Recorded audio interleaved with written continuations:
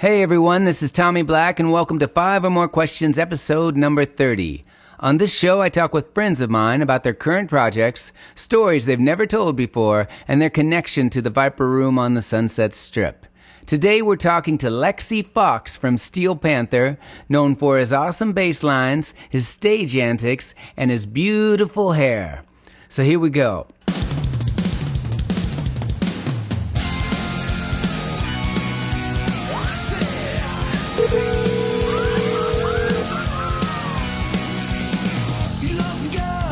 Hey Lexi, how you doing? I'm doing fantastic. How are you? Great. Let's start from the beginning, Lexi. Go for it. I mean, we started with a metal shop here.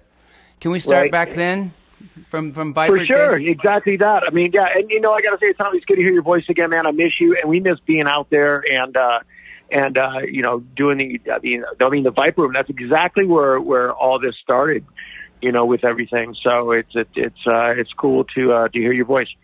Oh, it's great to hear your voice too. Tell us the story of how that began.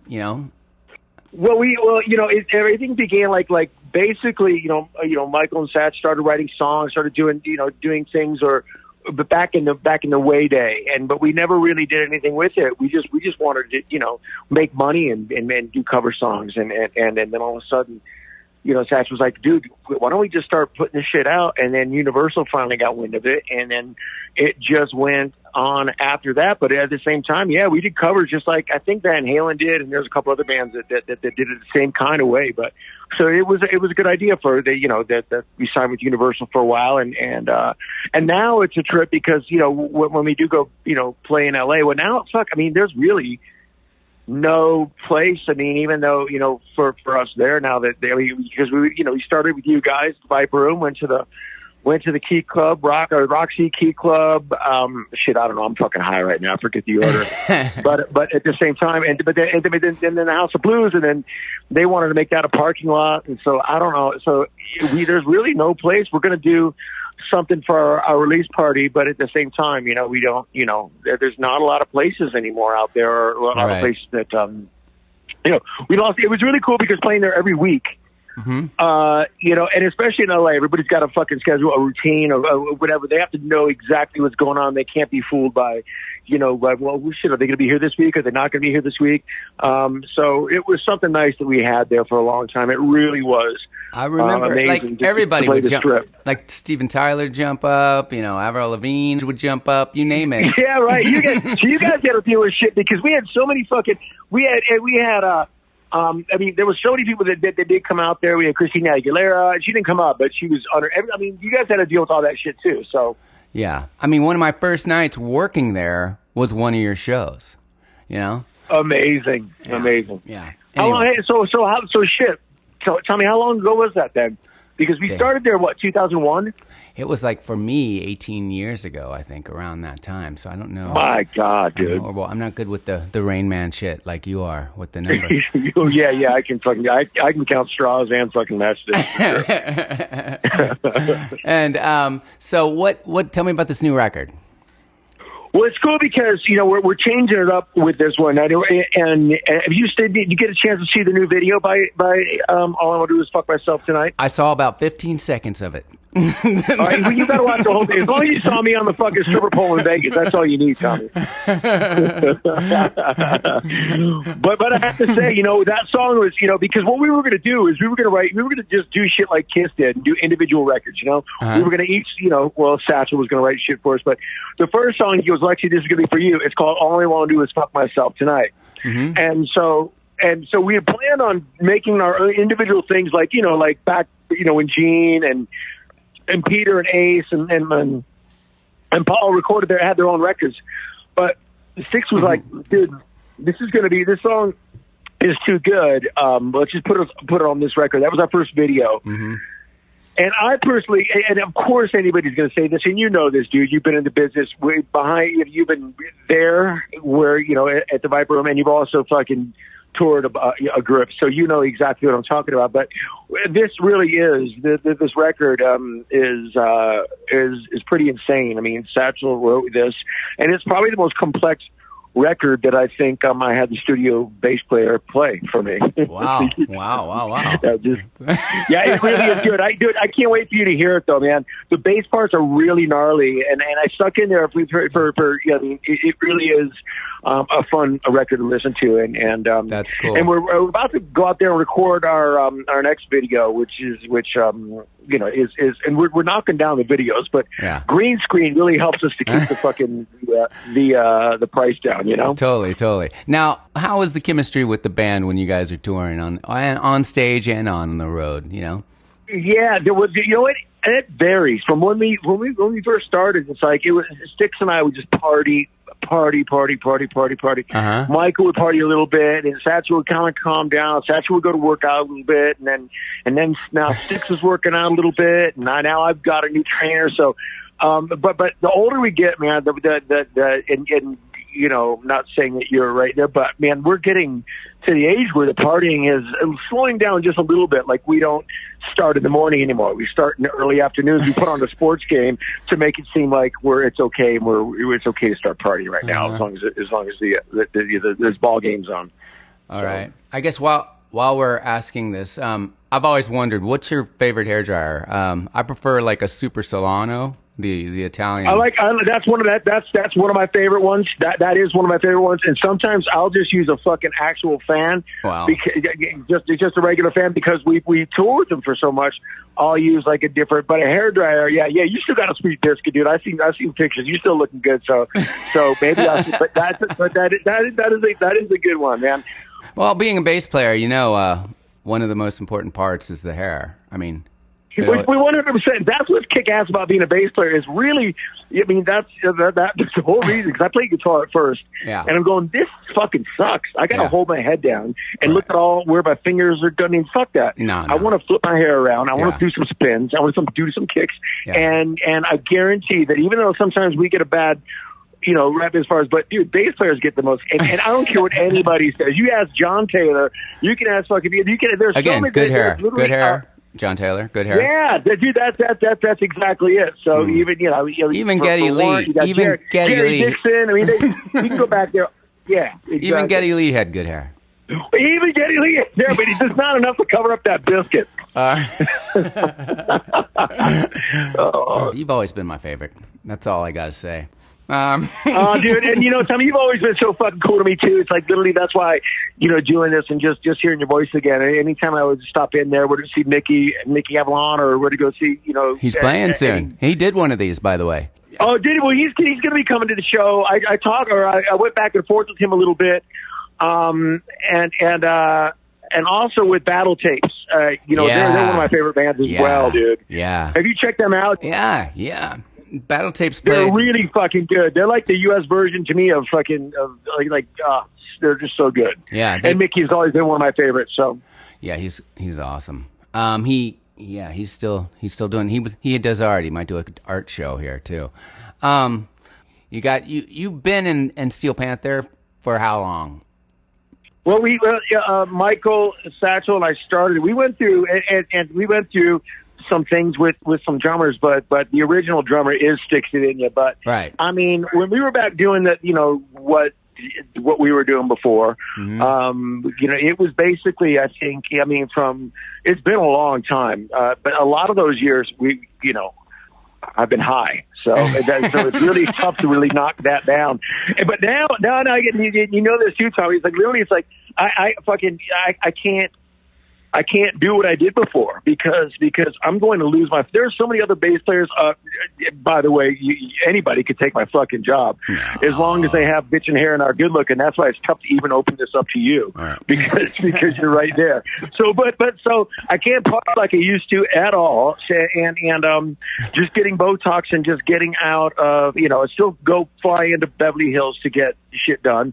But for the most part, I can't party like I used to, being as old as we are. Fuck, I'm almost 60 fucking some damn years old. I don't even know that for sure. I haven't looked at my birth certificate, my license, they're all lost. You might be younger than you think. You never know. I could be, but I could be. I could be, and I appreciate that vote of confidence. That's always a pleasant surprise when you get your own age wrong. You know what's kick-ass about the Viper Room? Huh, what? Yeah, going back there to play would be kick-ass because I wouldn't have to fucking move around so much. Yeah, I could just do a couple kicks and Yeah. Intimate, Sweat like Barry White in a rubber suit.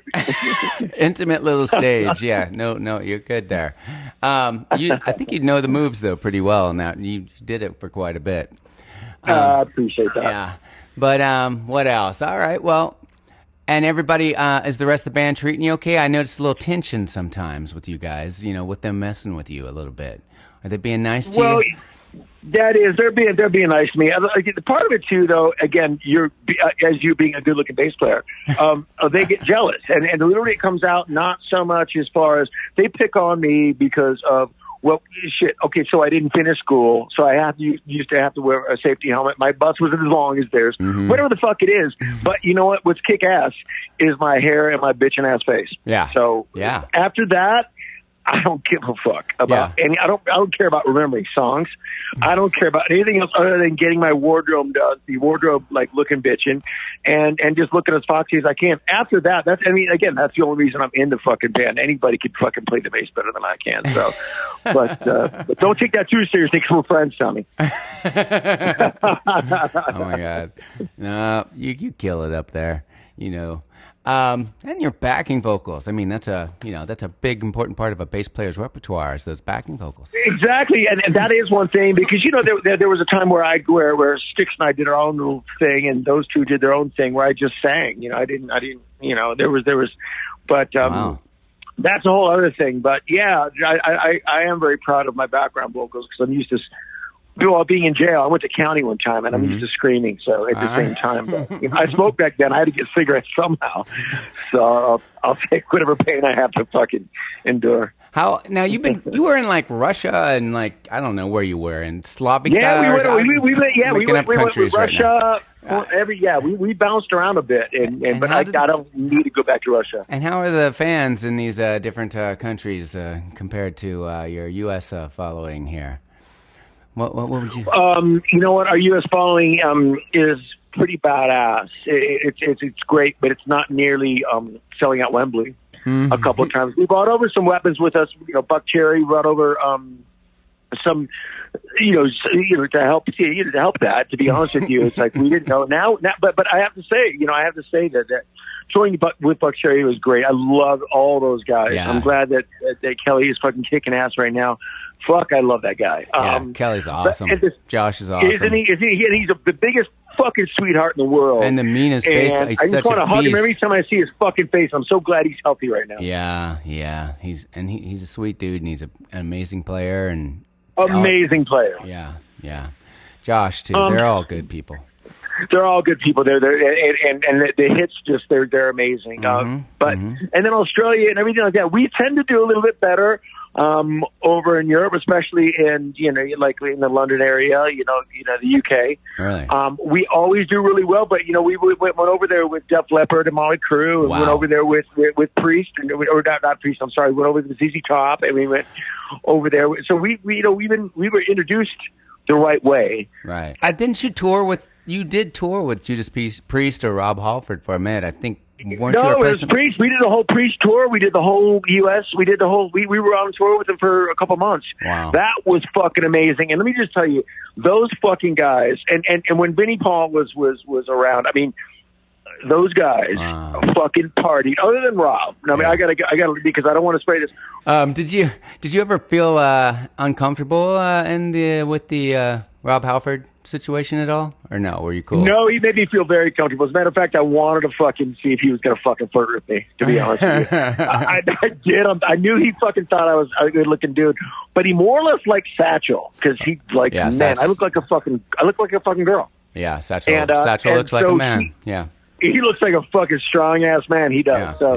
So I think he was more with Satchel, and I think that they have a little bit of a history together as well. So, but that's just me, to my outside view. So right. I don't think he was too much. I wasn't worried about him that much. I think Satchel should have been. He was actually seems like the consummate gentleman up there. He seems pretty cool.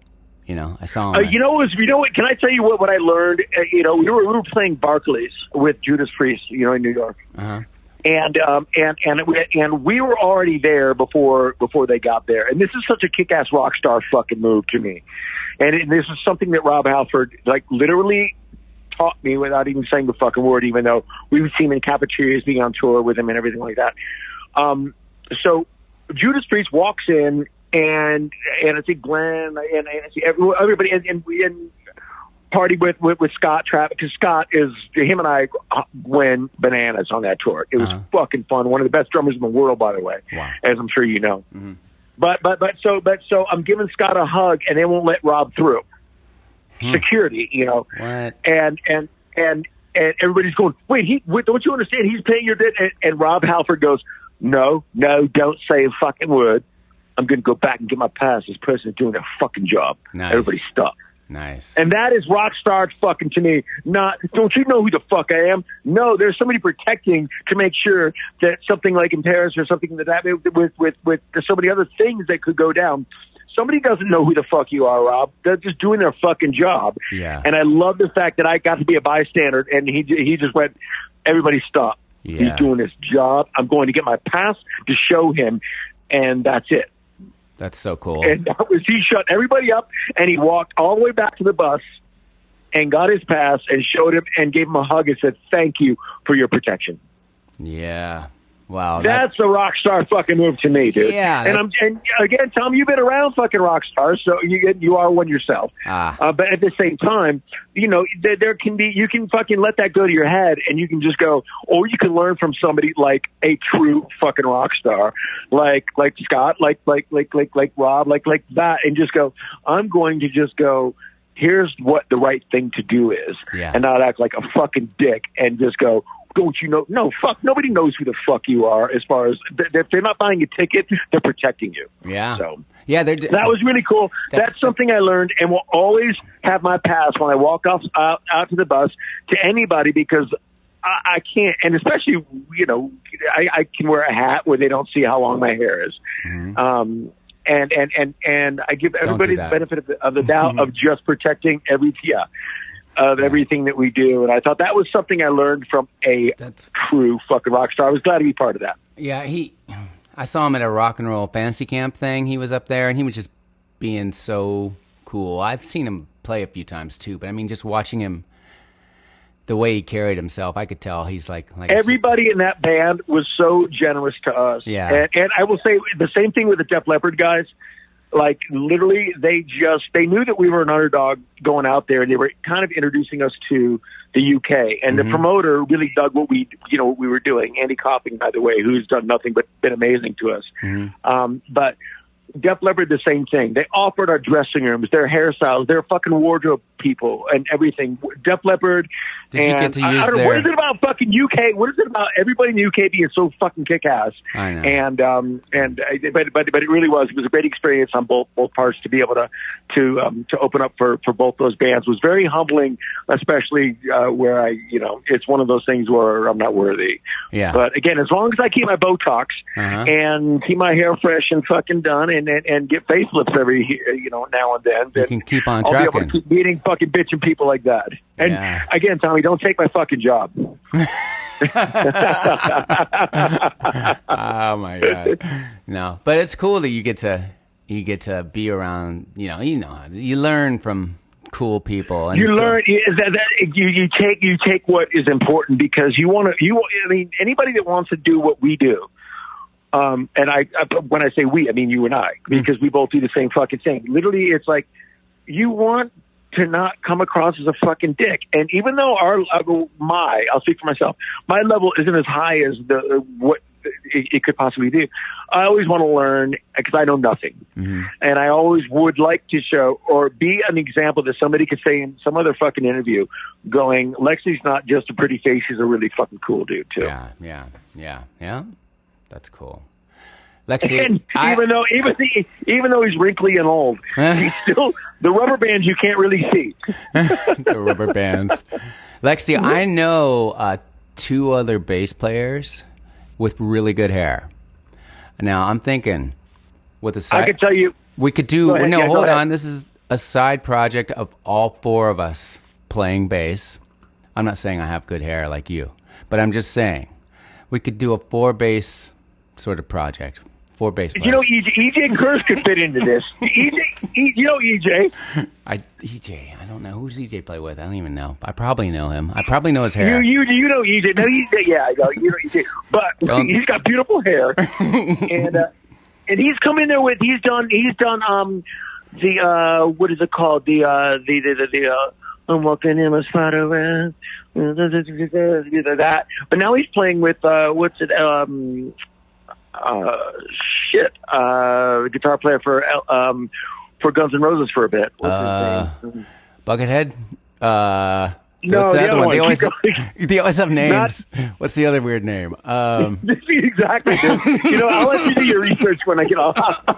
It's a prerequisite. You got to have a funky name. There's lots of edit. I'm going to spend a lot of time editing this one.